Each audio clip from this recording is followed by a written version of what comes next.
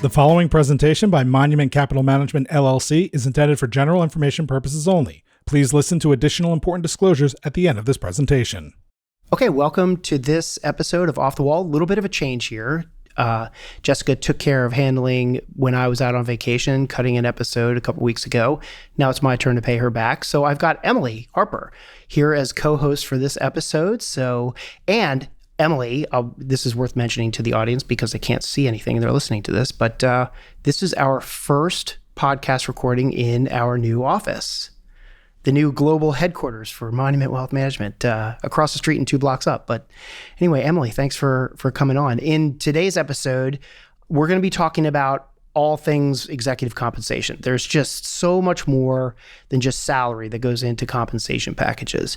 So we're going to talk about that today. And if you're driving on the road in your car, we will have a transcript available. So don't worry about pulling over to take notes if you hear something that you want to check back on later. But yeah, Emily, why don't you tell everybody a little bit more about the episode today? Yeah, I mean, it's so interesting to have our guest here today to talk about this because the specifics of these compensation packages really have major implications for personal wealth building over the long term. So we're really excited to collaborate with today's guest to really bring these worlds together and give our listeners insight into some of the current trends in executive compensation. So we have Laura Balser, a senior client planner in executive pay and governance for Korn Ferry on Off the Wall today. She has over 20 years of experience consulting with publicly traded, privately held, and not-for-profit organizations on executive reward and benefit programs and issues across several industries, including healthcare distribution, manufacturing, biotechnology, and professional services. She's also a very proud and involved alumna of Emory University's Goizueta Business School and holds her Certified Executive Compensation Professional designation from World at Work. So thanks for being with us today, Laura. My pleasure. I'm going to jump in also and just throw in a little bit there, but it's also worth mentioning that Laura and I are old Donaldson Lufkin Jenrette alum from our Atlanta days. And, since we're both 35 years old now, it's just hard to believe they ever hired somebody who was 15 years old back then. But it was a great place to work. And it was 23 years ago, Dave. Yeah, so... All right. Well, thanks for that blast from the past, Dave. But we don't want to talk about the past right now. We really want to talk about current state. So let's start by talking about some of the trends you're seeing in executive compensation today, Laura. You know, we live in a really fast-paced world where businesses and economies are always changing, especially so post-COVID. Can you talk us through the current state of compensation packages and the conversations you're having with organizations that you work with? Yeah, sure. So, we at Korn Ferry actually conduct an annual study where we look at the top 300 in terms of revenue, publicly traded companies, and we look at the trends of CEO pay year over year. And coming out of the pandemic, companies were, I think, cautious and set goals that may not have been as rigorous as they were before COVID. So in 2021, what we saw was really higher increases and higher payouts on incentive programs. And even in 20, we saw a lot of organizations use discretion to reward folks for things that they couldn't necessarily control.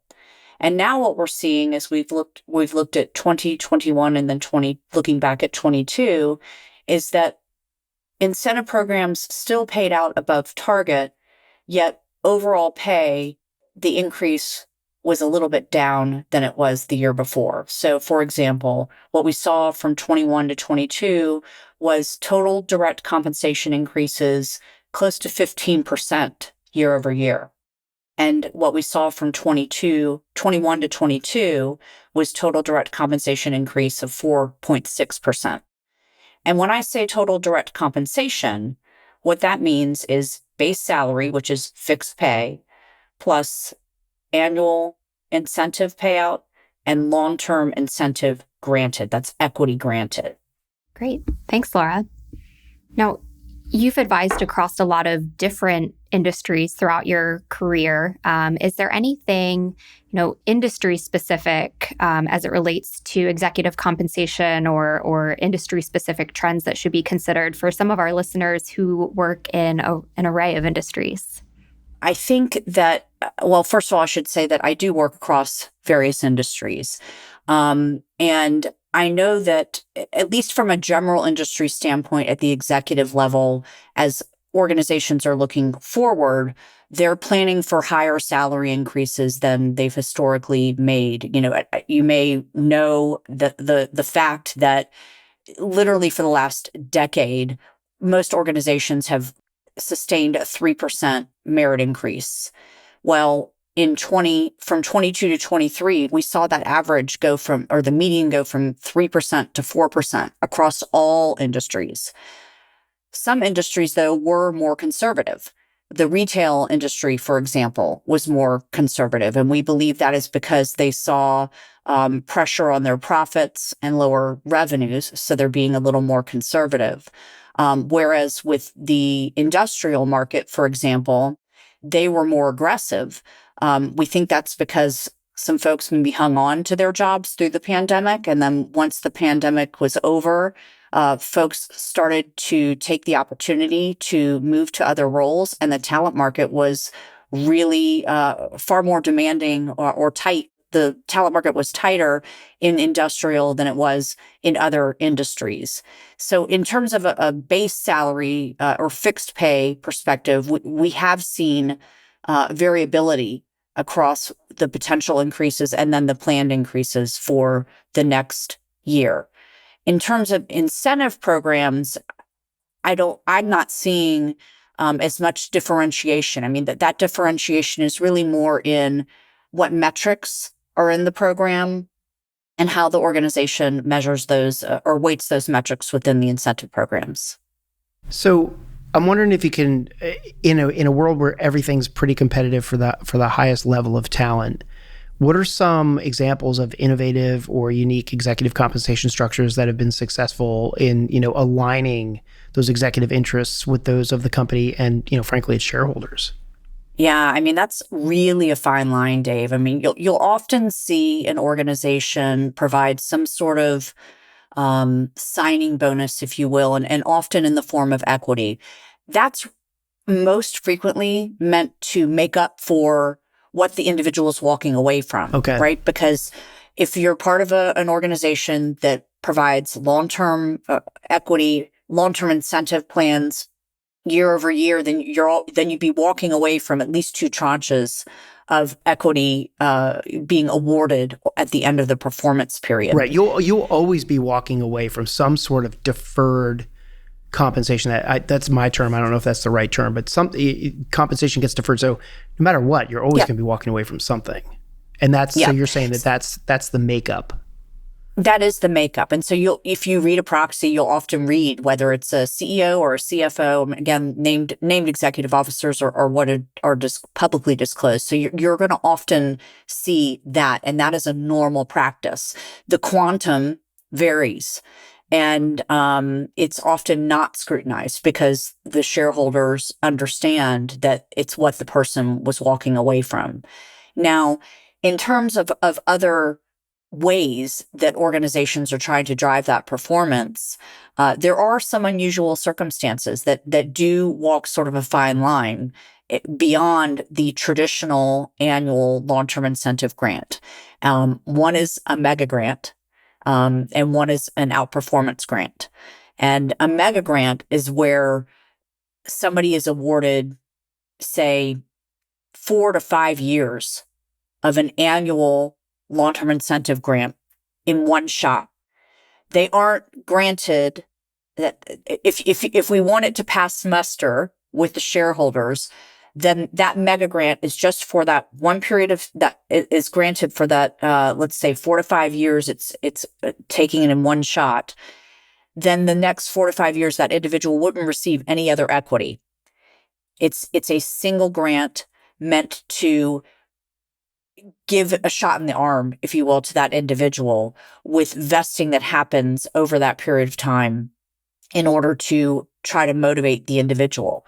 And it's often a combination of PSUs or performance share units and restricted stock units. And again, and sort of in order to pass muster a portion of that, at least 50% of it, should be performance-based, because we want the shareholder wants to see the individual perform.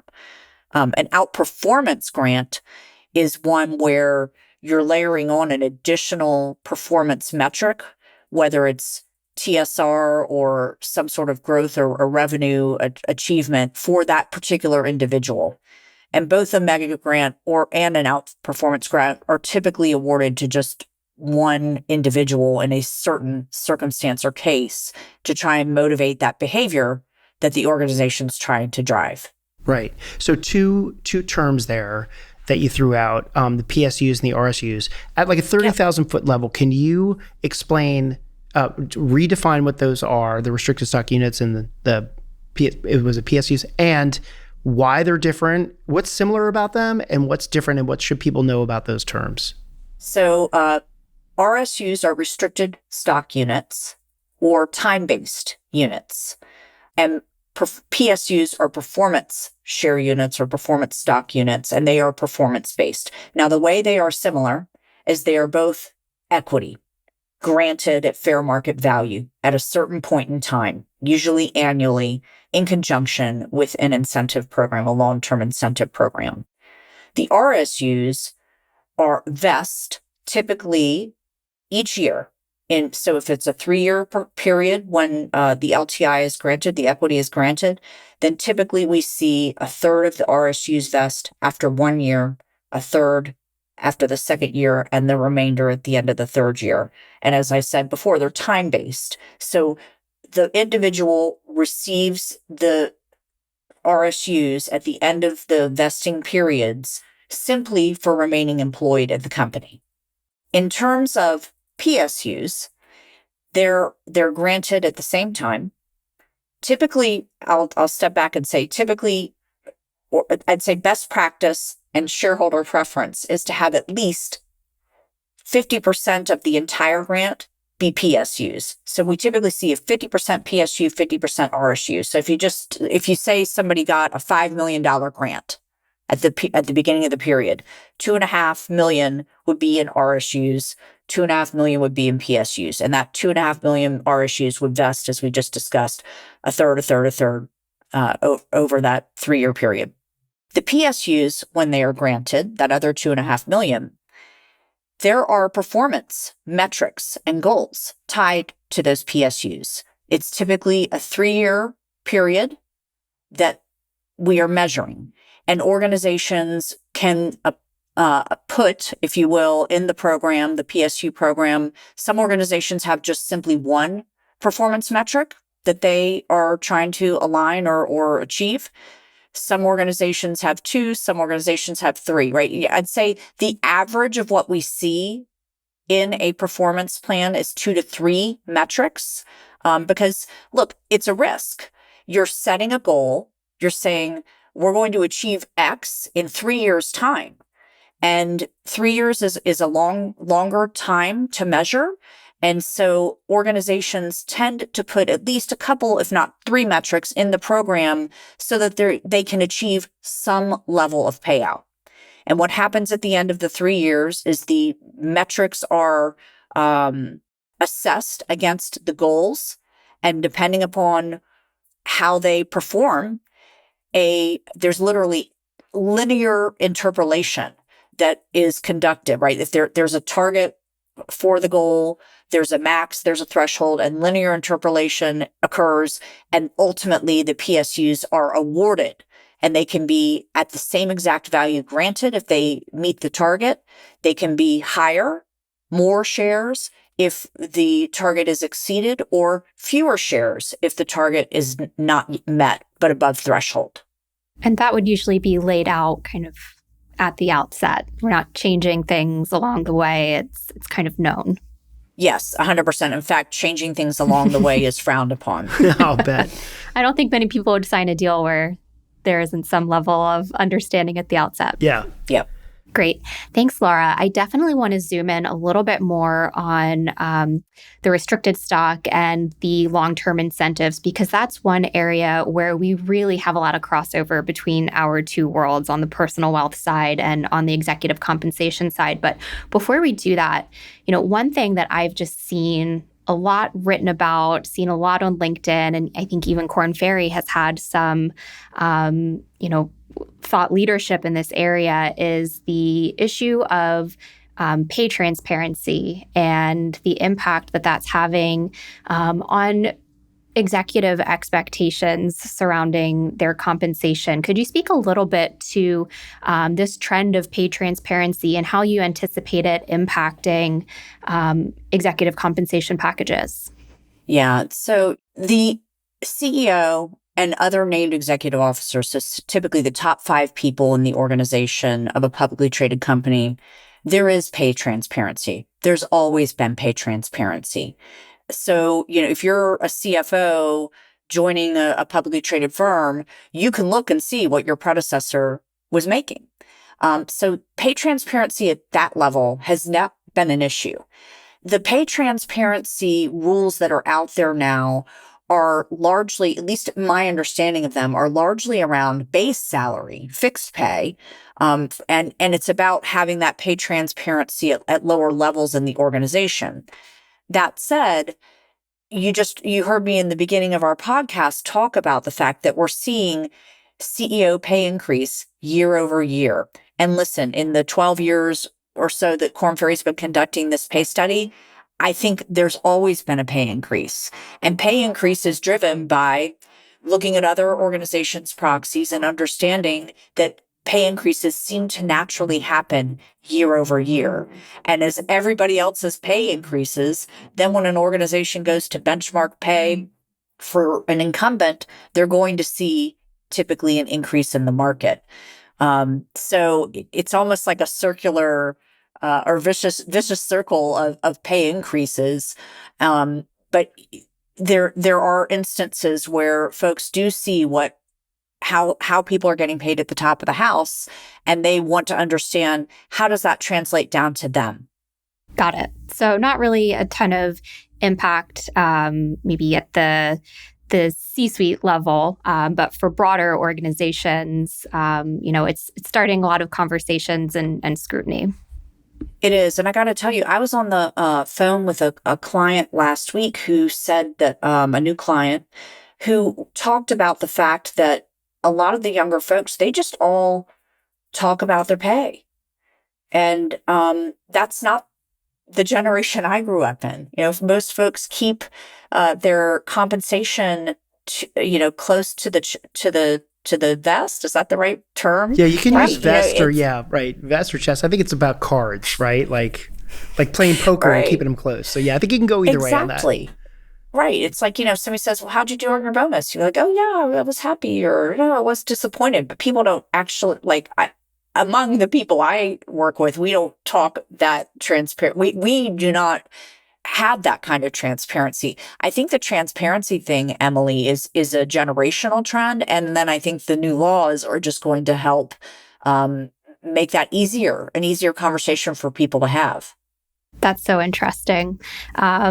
I'm of a different generation, and I don't know that I would want to be that transparent with anyone either. So maybe it's a personality preference, but thanks for sharing that insight. I'm sure it's something we're going to continue to hear more about and see more about, especially as, this is the summer of strong labor and, a lot of things going on in that world. So let's go back to talking about the stock-based compensation, since that is where we really do have a lot of crossover.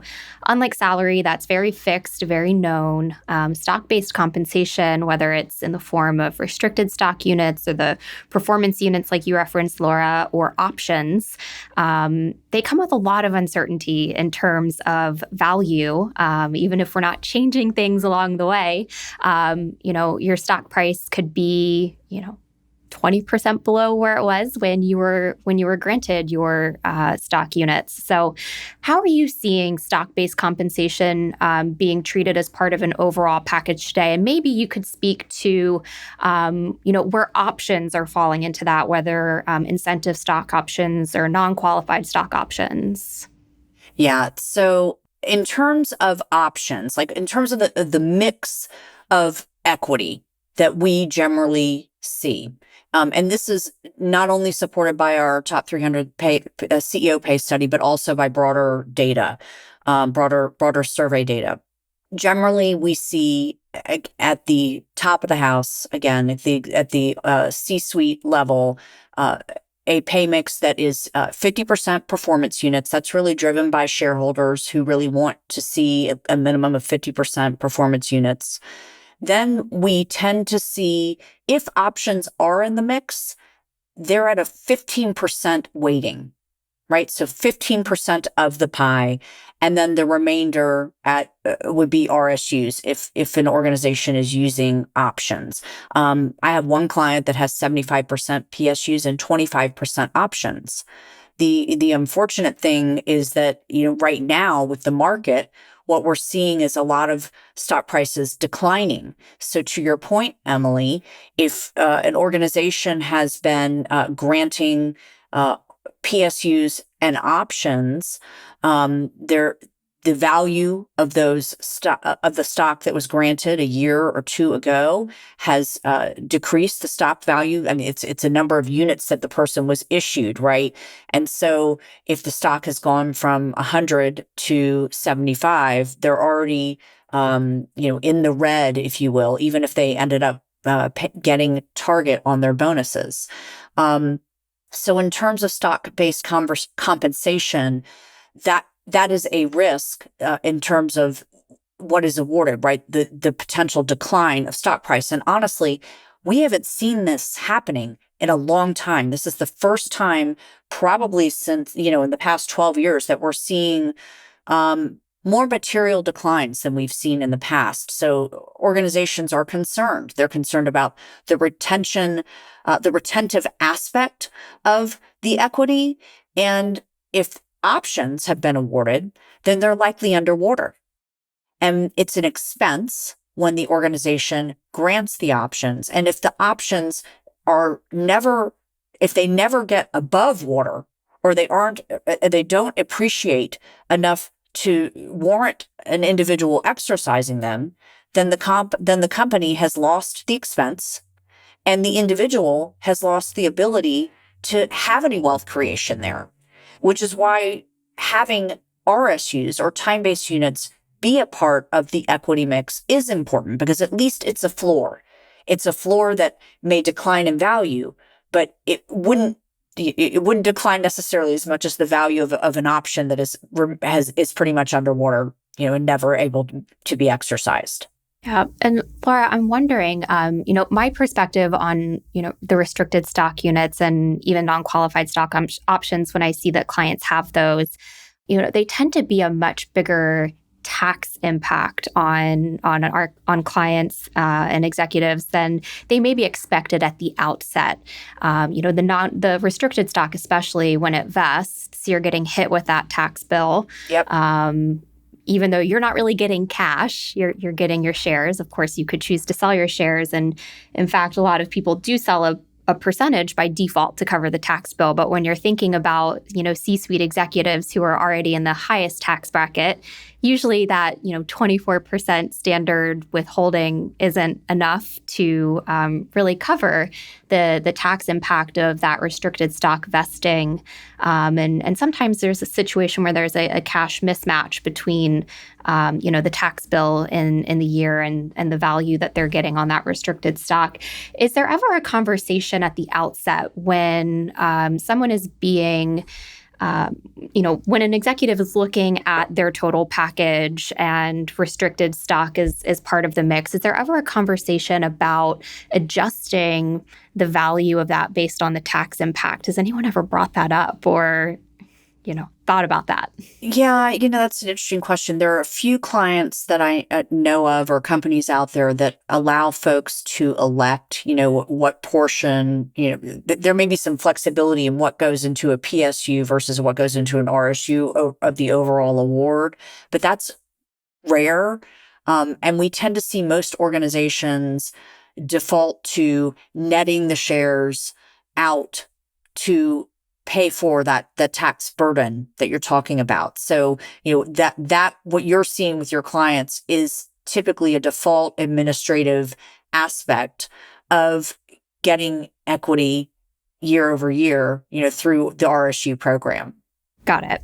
So it's very important for our listeners who have restricted stock to, make sure you're not just going through with the administrative defaults to avoid tax surprises, or work with us and your tax advisors to really understand how that factors into your tax picture year to year. Yeah. And the other thing I'll add to that is because, look, I know I've talked a lot about the top of the house. If we think about long-term incentive and how it cascades through the organization, what we tend to see is that as the LTI goes to lower levels below the C-suite within the organization, they are going to have a higher percentage of RSUs, right? And there are some levels that receive 100% RSUs and are getting these annual vesting opportunities each year. So I just wanted to echo and emphasize the point you just made, Emily, because many of our listeners here may be at a VP or director level where they're only receiving RSUs. They don't have the PSU potential upside or downside, and it's something they do need to be more planful for.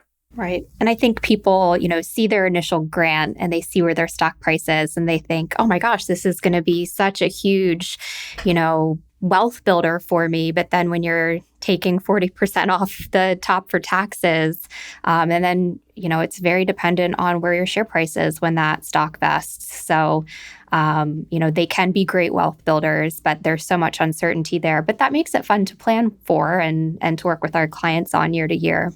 Yeah. Do you see people ever come through and say, like, I don't want any of that. I just want cash?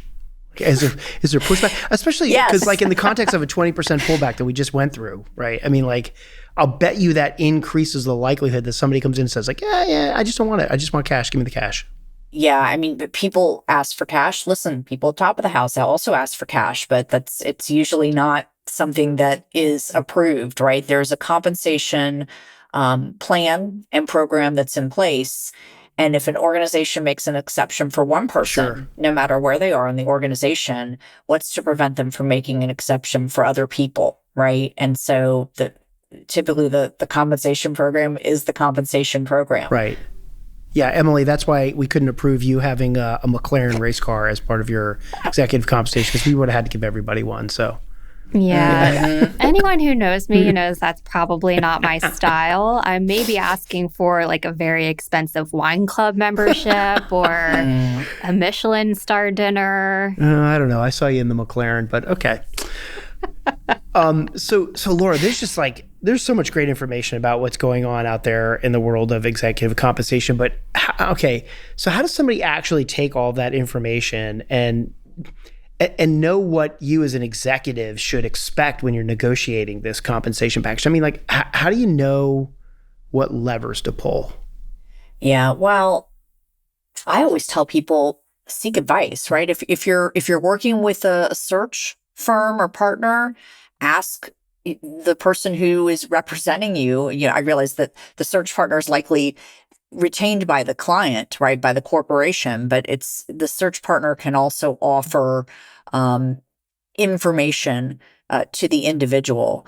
I always offer to my friends, if they ever want, input, please feel free to reach out. But the fact is, whatever the compensation package, I believe when a company makes an offer, they always expect a counter. So I always tell people counter, right? The worst thing that'll happen is they say no. Right. Right. But I do feel like when an organization makes an offer, they're expecting the individual to come back and make a counteroffer, whether it is to base salary, whether it is to equity or incentive, short-term incentive target percentage or equity within the organization. That said, the way compensation programs typically work is that, for example, annual incentive is offered and it's a percentage of one's base salary. That percentage is typically aligned with one's level within the organization. That's not typically a lever that can be moved dramatically. There may be a range, but I see it more as a static percentage, 50% of base salary or 20% of base salary, whatever it is, depending upon what level one is in the organization. So short-term incentive is an element that is a lever that really can't be easily tempered or manipulated. But if you ask for a higher base salary, then naturally that annual incentive target would go up because it's a percentage of your base salary. In terms of long-term incentive, we often see that awarded as a flat dollar amount or a percentage of salary. So if an organization has flat dollar amounts, again, those flat dollar amounts are likely based on the level of the person in the organization. Again, there may be a range for, that an organization has, and that they may grant more equity to somebody who's a higher performer, right, as a way to incent them. Whereas, somebody who's new to role, maybe hasn't exhibited, maybe they give that person a little less. So LTI incentive equity is something one could probably negotiate a little bit more on if it's part of the annual equity program. And in terms of what an individual is walking away from, you should always negotiate, in my opinion, for what you're walking away from. If your annual incentive bonus hasn't been paid out yet and you're accepting an offer with a new organization, then you should ask for that new organization to make you whole, essentially, on the incentive and on any equity or long-term incentive you might be walking away from.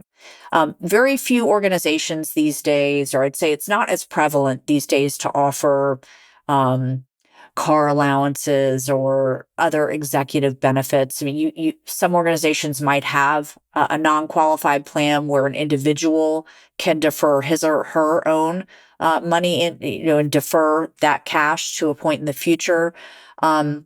But we're seeing fewer and fewer executive benefits or perks. So that's we don't really see that that's something that one can negotiate for. If it is offered, it's part of a standard package, to a certain group of folks, typically at the top of the house in the organization. Gotcha. Yeah, two things. Emily's heard me say this over and over again, but to the extent about asking, first, questions are costless, right? So always ask. And then two, the answer to every unasked question will always be no. So just ask the question, right? So there you go.